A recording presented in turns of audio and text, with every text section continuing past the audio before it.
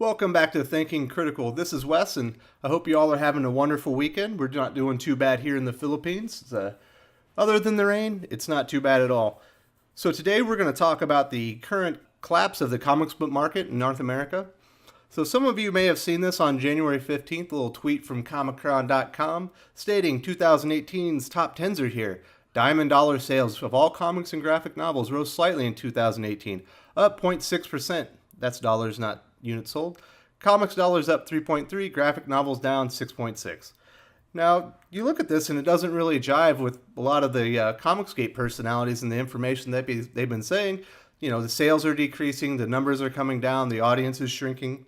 But this story is not over. And I thought I would throw this in here because not all tweets age well. Here's famed comics hate personality Jamals proclaiming annual comic book sales to the comic book specialty market increased 2018, up 3.3% for the year, while graphic novel sales dipped 6.6% from 2017. Combined annual sales of comic book and graphic novels to comic book shops were slightly up in 2018 by 0.6%.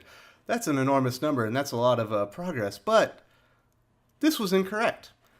So today, our friends over at graphicpolicy.com actually had an update. It turns out the initial numbers were a little bit off. And here's the story.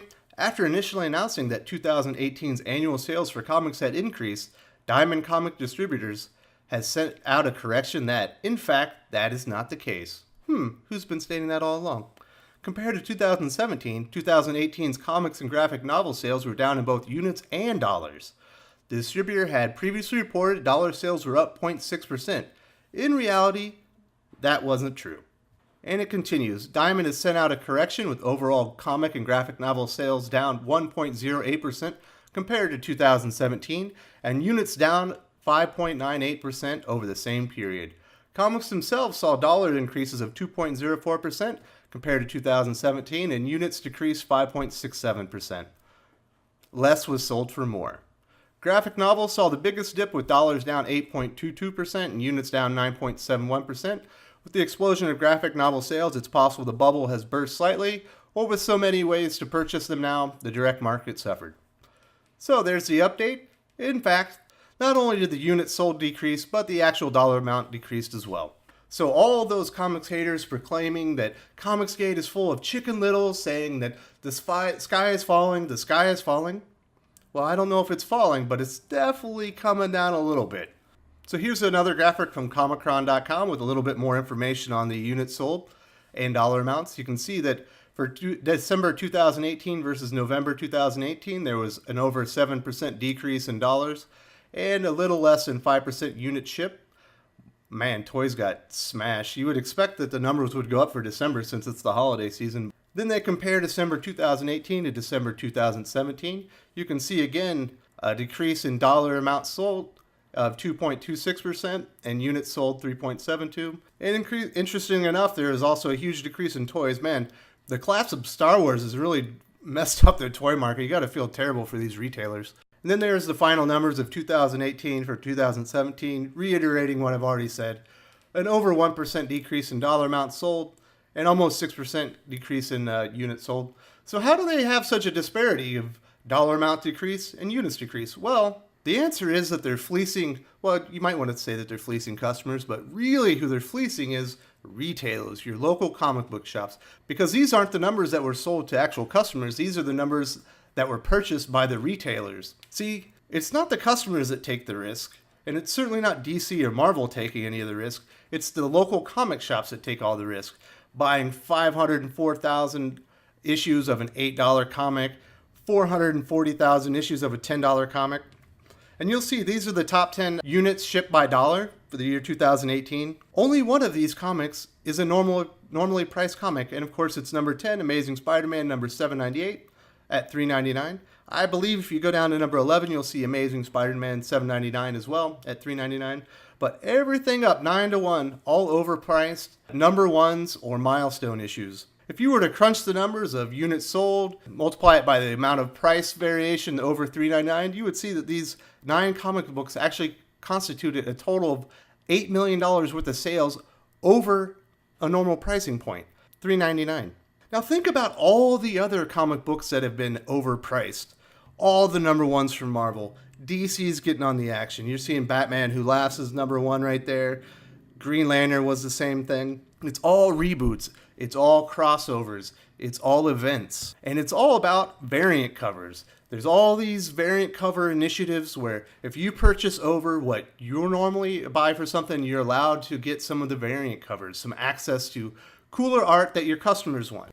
Now, in my estimation and the estimation of many retail owners, this is predatory practices by DC, Marvel, and the other publishers in the market. Because these books aren't returnable. The only one that I know of that was returnable on this was Batman 50, and that was because of the Batman wedding issue fiasco where they spoiled the issue 3 days before they published it. So what do these numbers all mean to you as a customer, to the retailers? Well, it means we're going to get more number ones, more reboots, more frivolous crossover events, obviously more Spider-Man events, more Batman events, anything that will actually sell and they can move a large amount of numbers on issue 1. Then after that, they don't care because issue 1 is overpriced, and that's the one where they're going to be able to fleece the retailers and screw over the collectors and the speculators. Let's go in the Wayback Machine to May 2017 to The Atlantic in an article written by Asher Elbein. Now, this is the very last paragraph where he's talking about Marvel's current struggles. There are signs that Marvel is beginning to take reader and retailer concerns partially seriously. The company has promised that its new Legacy initiative will keep crossovers to a minimum. That hasn't happened. We'll have fewer incessant relaunches. That's complete bullshit. And we'll maintain a focus on diverse characters. Well, that has definitely happened. So 1 out of 3 ain't bad, Marvel, I guess.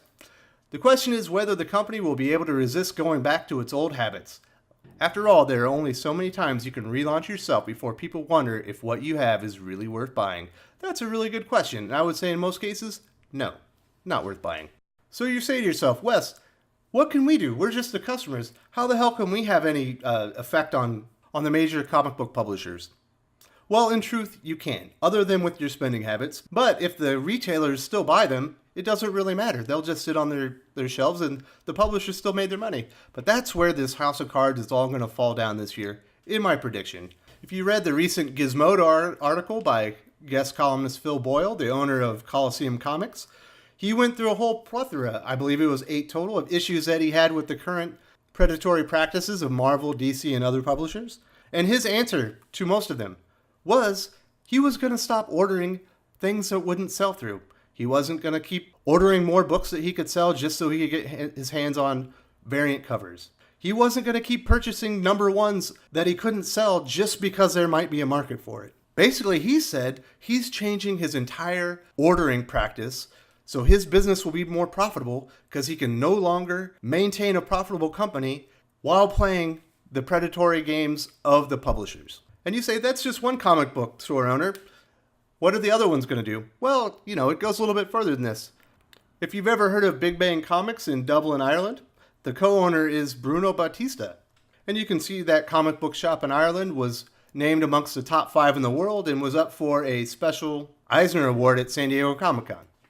Now, Bruno Batista, if you remember, was the lead guy in the secret Facebook chat that was conspiring with other retailers to shut Richard C. Meyer's comic book Jawbreakers out of the market.